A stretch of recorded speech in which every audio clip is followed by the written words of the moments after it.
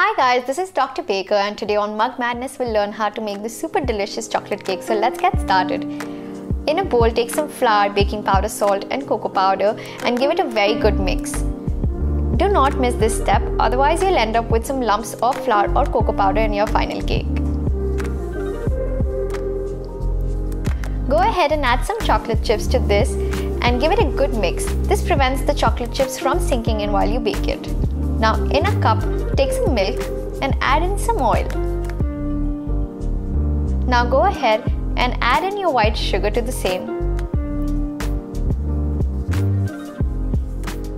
Combine this mixture very well so that everything becomes a homogeneous mix. Add in your dry ingredients.